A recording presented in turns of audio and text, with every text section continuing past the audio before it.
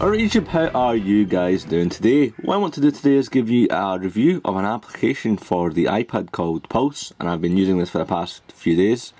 And pretty much I'm going to tell you why this application is worth the 59p that it is. I happen to keep a tab on a lot of gadget and tech websites, whether it be Mashable, Engadget, Mac Rumours.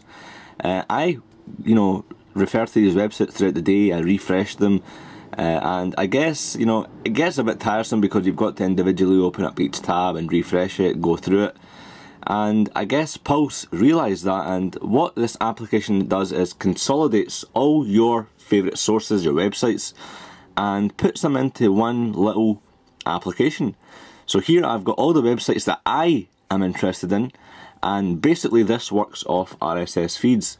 If the websites, whether, whatever you're interested in, so if you happen to be interested in football or cycling, you can add those sources in, provided they have RSS feed capability. So as you can see, everything here, 9 to 5 Mac and Engadget, and some of the websites are actually optimised for images as well. So Engadget here has all their images, whereas Daring Fireball doesn't have any. Sure, in time that will change itself, they just need to beef it up a wee bit. Personally, I think that images, as they say, images make up 1,000 words, and indeed the images do look quite nice. So you've got images here for Mashable, and it looks pretty neat. So you've got all your top stories or your stories for Engadget for today. I literally just need to pick this up, sit on the couch and open this application up. I'm not having to open up Safari, putting in or going through my bookmarks and visiting each website individually. Boom, hit the application. All my favourite websites are here.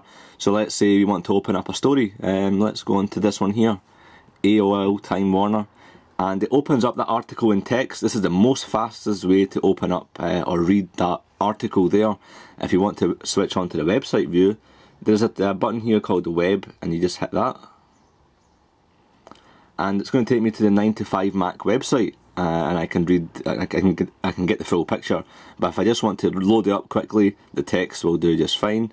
But I might want to use the web, and I think there's a video here, and because it's Flash, it's not going to accept it. So, and still on the left hand side, you've still got your feeds running, which is pretty darn cool. So let's go back to home and settings here. So these are all my sources. These are all the websites that I, want to keep a tab on. I can move them up the order, so I can change the order. So if I look at Mac Rumours the most, I would keep that on top for obvious reasons.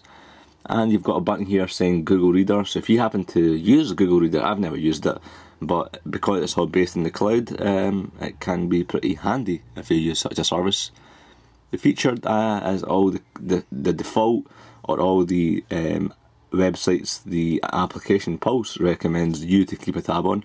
I've got 2 or 3 from here, but not everything, because not everything interests me from here. Or you can alternatively search for the sources that you are particularly interested in, and then save them. So you can also change the orientation of the screen. So this is landscape. If you change it to portrait, you've got one more website showing up here. So there's 4 on this side, and there's 3 on here. But then again, you've got more stories if you've got it in landscape. If you do it in here, you've got less stories. So it's basically a give and take, however you like it. And I guess this application would be very, very different. It could be totally horrible if the UI wasn't as good as it is.